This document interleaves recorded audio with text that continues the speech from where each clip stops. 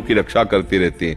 ये जितनी दुर्गा देवी, चामुंडा, भद्रकाली, बड़ी बड़ी महाशक्तियां ना हमारी लाडली जी के एक अंश से हैं। अब सोचो, ऐसी महामहिम महारानी वृंदावनेश्वरी लाडली जी जब हमारी है, अरे फूली फूली छाती घूमोगे, कोई परेशानी नहीं रहेगी। जाके बल गर्व भरे रसिक व्यास से न डरे, लोक वेद कर्म धर्म छाड़ी मुक्तिचारी। जिसके अभिमान में हर समय फूले रहते हैं हमारे माई श्यामा जी को राज। कलकत्ता का एक राजा आया था पूर्व में पहले बरसाने दर्शन करने, वो इस भावना से कि जैसे सदेवी के मंदिर होते हैं ऐसे ये भी किशोरी जी भी एक देवी, ऐसी भावना से तो जाके यही भावना जैसी प्रभु मुहूर्त देखी किंतु से श्री लाडली जी के दर्शन। तो रास्ते में गहवर वन में सांकरी खोरे से छोटी छोटी गलियां हैं, उनमें एक महात्मा छाया में ऐसे गली में पड़े थे। तो उनके जो पार्षद थे राजा के कर्मचारी, हटो महात्मा, और श्री जी के ध्यान में मगन थे, उनको सुधरे थी कई बार किया। तो फिर राजा ने आकर हटो, और थोड़ा आवेश आया और उससे साष्टांग दंडवत की। फिर दोबारा साष्टांग दंडवत की। महात्मा उठ बैठ के बोले, एक काफी थी, दूसरी गायब हुई। तो बोले श्रद्धा से थोड़ी कर रहे, हमको भद्रकाली से आशीर्वाद मिला, जिसको साष्टांग दंडवत करके फट जाएगा वो।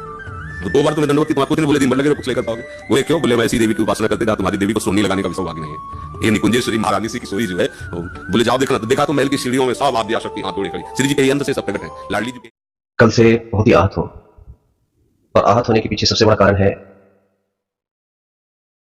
एक वीडियो देखा मैंने। मैं पहले भी कह चुका हूं, मेरा कोई मकसद नहीं किसी की आलोचना करना, लेकिन यह भी सत्य है कि अपने गुरु का और अपनी गुरु माता की आलोचना सुनना भी एक तरह का पाप है, जघन्य पाप है। आप अपने गुरु के, अपने गुरु माता की आलोचना सुनते रहे, निंदा सुनते रहे, और आप चुपचाप बैठे रहे। यह कोई अध्यात्म का ज्ञान नहीं है, शास्त्रों का ज्ञान नहीं है। मैं शास्त्रों से भी अधिक अपने अंतरात्मा की आवाज सुनता हूं। वेदों के अतिरिक्त मैं किसी अन्य शास्त्रों पर विशेष भरोसा नहीं करता।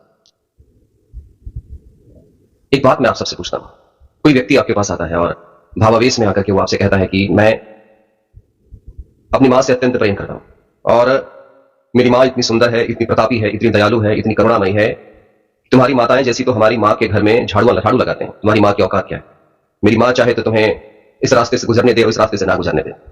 आपको सुनकर कैसा लगेगा? जब से मैं सुना हूं तब से रात ठीक से नींद नहीं आई, एक बेचैनी सी बनी रही। और सबसे अधिक आश्चर्य मुझे इस बात का लगा कि इतने प्रसिद्ध संत, इतने सिद्ध संत ऐसी वाणी कैसे बोल देते हैं। आप सोच रहे होंगे मैं किसके बारे में बात कर रहा हूं। आपने वीडियो देख लिया है, मैं उसी के बारे में बात कर रहा हूं। मां राधा रानी के घर में, वृंदावन में, जहां भी उनका स्थान है, उनके घर में मां काली, मां दुर्गा, मां कात्यायनी जैसी जो शक्तियां हैं वो झाड़ू लगाती हैं।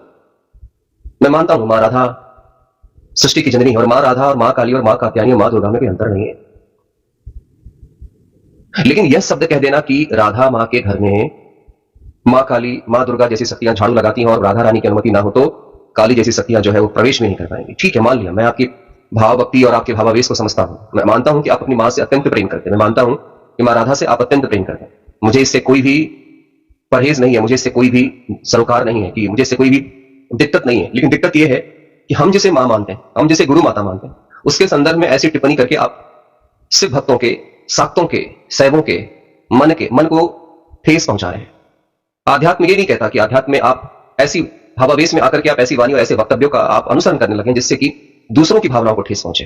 आपने कभी सोचा महाराज जी कि आपने जब आप ये कह रहे थे कि मां काली, मां दुर्गा जैसी शक्तियां तो झाड़ू लगाती हैं, ऐसा कहने के बाद जो शाक्त संप्रदाय के होंगे, जो मां दुर्गा को मानते हैं, मां काली को मानते हैं, मेरी आराध्य, मेरी गुरु माता मां अन्नपूर्णा है, मां पार्वती है, मां पार्वती का जो स्वरूप है मां काली है, मुझे कितनी ठेस पहुंची होगी।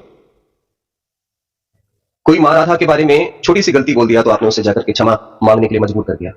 आपको नहीं लगा कि मां काली और मां दुर्गा जैसी शक्तियों के संदर्भ में आपने कहा कि वो झाड़ू लगाती हैं और उनकी अनुमति के बिना प्रवेश भी नहीं करती हैं। आप जैसे सिद्ध संत और सिद्ध व्यक्ति ऐसे वक्तव्य को जब बोलता है तब मुझे लगता है कि सिर्फ और सिर्फ कर्मकांडों और सिर्फ किताबों तक ही वो सीमित रह गया, क्योंकि कोई व्यक्ति अगर सिद्ध हो जाएगा तो वो कभी भी ऐसी वाणी नहीं करेगा। आपने कभी सोचा कि मां काली के बारे में जब आपने ऐसे वक्तव्य पेश किए तो उस कैलाश में बैठे हुए नंदी को कितना तकलीफ पहुंचा होगा, श्रृंगी को कितना तकलीफ पहुंचा होगा, भृंगी को कितना तकलीफ पहुंचा होगा, शनिदेव को कितना तकलीफ पहुंचा होगा, क्योंकि शनिदेव के भी गुरु महादेव हैं और गुरु माता मां पार्वती महाकाली है।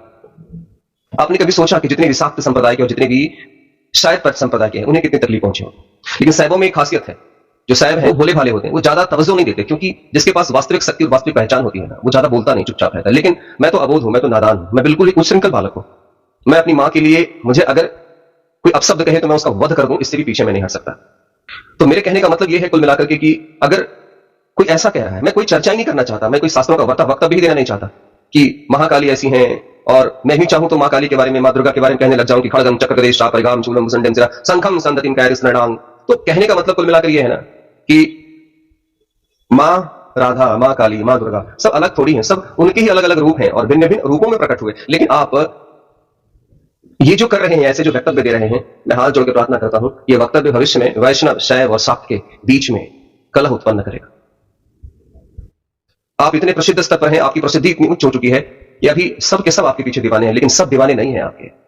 कुछ महादेव के भी दीवाने हैं, कुछ मां पार्वती के दीवाने हैं, कुछ मां काली के दीवाने हैं, कुछ मां दुर्गा के दीवाने हैं। अब विश्वास मानिए, मां दुर्गा, मां काली और मां पार्वती के पुत्र होने के नाते मैं तो ये भी मानता हूं कि मां राधा भी वही है, मां काली भी वही है, मां दुर्गा भी वही है।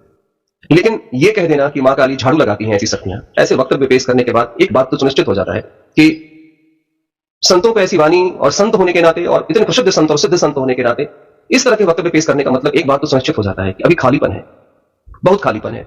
भावावेश में भक्ति की सीमा जो है वो प्रभावित हो रही है। भावावेश में जो दूसरों की मां का आदर ना करे, मुझे लगता है कि उसे अपनी मां के भावावेश में जो दूसरों की मां का अपमान करे, वो अच्छा पुत्र कैसे हो सकता है? और उसकी मां भी उसे कैसे प्रेम कर सकती? क्योंकि जब वो जगत जननी जगदम्बा है, जब राधा रानी, मां राधा रानी जगत जननी जगदम्बा है, वही सर्व सृष्टि की मालकीन है, तो अपने पुत्र से ऐसा कैसे अपेक्षा रख सकती है कि वो अन्य की माताओं के बारे में ऐसे वक्तव्य पेश करे कि मेरी मां की अनुमति ना हो तो वो तुम प्रवेश भी ना कर सको। मां इतनी निष्ठुर नहीं है, मां हम सब की तरह इतनी संकुचित नहीं है, मां हम सब की तरह इतनी बाल बुद्धि की नहीं है। मां समस्त चराचर जगत की जननी है महाराज जी, समस्त चराचर जगत की जननी है।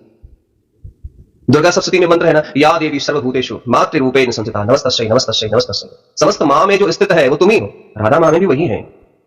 दुर्गा सप्तशती कहता है, विद्या समस्ता देवी भेदा स्त्रिय समस्ता सकल जगदसु तो ये कि आपूरित मम तत्काते स्तुति व्यापार परोक्ति। समस्त विद्याओं में भी तुम हो, वैष्णव की जितनी विद्याएं हैं सब में तुम ही हो मां, शैवों की समस्त विद्याओं में तुम ही हो मां, शाक्तों की समस्त विद्याओं में तुम ही हो मां।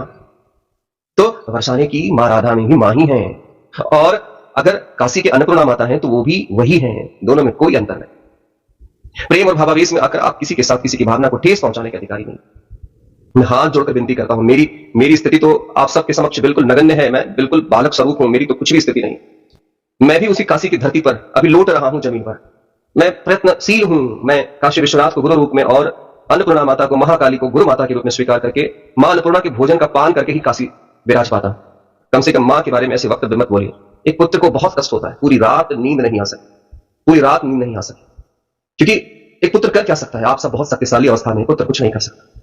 लेकिन मां के बारे में ऐसे कथन सुनना कि मेरी मां किसी दूसरे के घर में झाड़ू लगाती है, ये कतई स्वीकार नहीं है महाराज जी, कतई स्वीकार नहीं। मैं बहुत अबोध हूं, मैं साष्टांग दंडवत देकर के आपके चरणों को पकड़ करके मैं विनती करता हूं, मां के बारे में ऐसे वक्तव्य मत कहिए।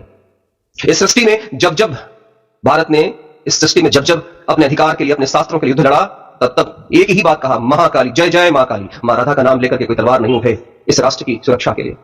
जब जब शिवाजी ने अपने सनातन के अस्तित्व को बचाने के लिए जब जब तलवार उठाया ना, जय भवानी कहा, हर हर महादेव का नारा लगा। मैं मानता हूं महादेव ही राधा है, महादेव ही भवानी है, सब मान लिया।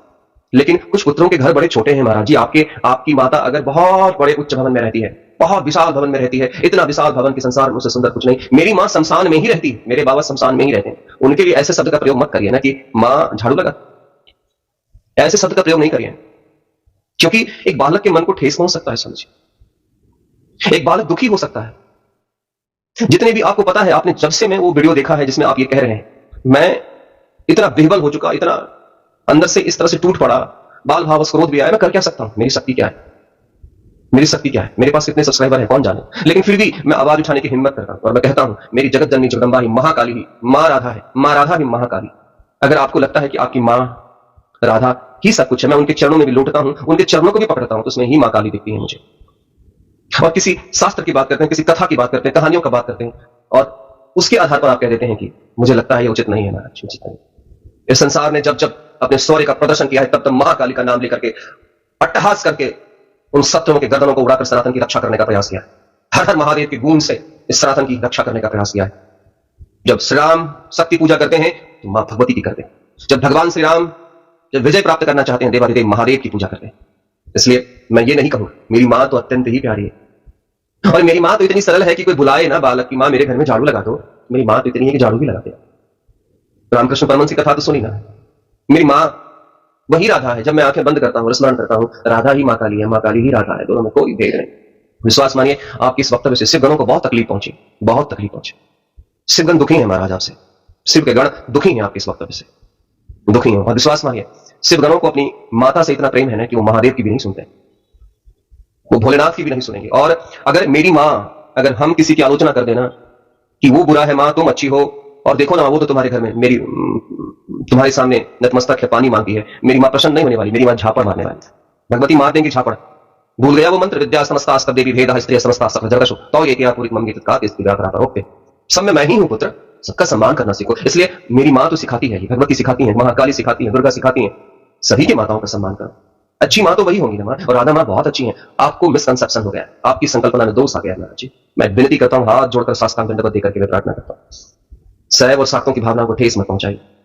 हमारी मां भले ही शमशान में रहती है, हमारी मां खड़क खप्पर पहन के घूमती है, हमारी मां रक्तपान करती है, हो सकता है हमारी मां मांस का पान करती हो, भक्षण करती हो। आप किस प्रकृति की बात करते हैं? मां तो प्रकृति का रूप है, मां का रूप सौम्य भी है, मां का रूप विकराल भी है। मां का रूप अपने पुत्रों के लिए बिल्कुल सौम्य है। मां का चेहरा देखिए ना, उस चेहरे में भी मां राधा के सौंदर्य का अनुभूति होगी आपको।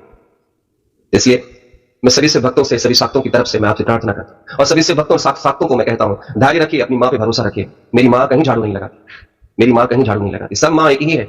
मां राधा का भी उतना ही सम्मान करिए जितना मां काली का, क्योंकि सब भिन्न भिन्न रूपों में उनके पुत्र हैं। जैसे प्रत्येक घर में स्त्रियां अलग अलग है, उनसे जो संतति उत्पन्न हुई है वो सब अलग अलग है, लेकिन सबके भीतर मातृत्व का भाव तो एक ही है ना। सब मां अलग कैसे हो सकती है? इसी प्रकार मां ने भी समस्त पुत्रों को इस संसार में सबकी ऊर्जा के समान सबको अलग अलग रूप में दर्शन दिया। जो वैष्णव संप्रदाय के थे, जिनके अंदर की भावनाएं कोमल और भक्ति भाव से भरी हुई थी, उनके लिए मां राधा के रूप में प्रकट हुई। जिनकी ओजस्व ज्यादा था, जिनके अंदर तेज ज्यादा था, जिनके अंदर की ऊर्जा प्रचंड थी, उसके लिए महाकाली और महादेव के रूप में प्रकट हुई। इसलिए ऐसे वक्तव्य उचित नहीं है महाराज जी, ऐसे वक्तव्य उचित।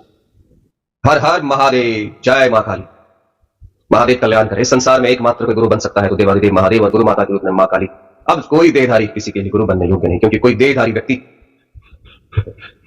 अगर गुरु बन जाता है तो उसके वक्तव्यों को आप सब जगह सुन लें, आपको समझ में आ जाएगा। और सिर्फ भक्तों और मां काली के साधकों को एक बात बताओ, मां है, बाबा है, गुरु माता है, भाव से देखिए। ये शास्त्र तो बड़े भेदभाव उत्पन्न करने वाले, इन शास्त्रों ने तो समाज को बांट के रख दिया। भाव से भरिए, भक्ति ही ध्यान है, ध्यान ही भक्ति है। हर हर महादेव।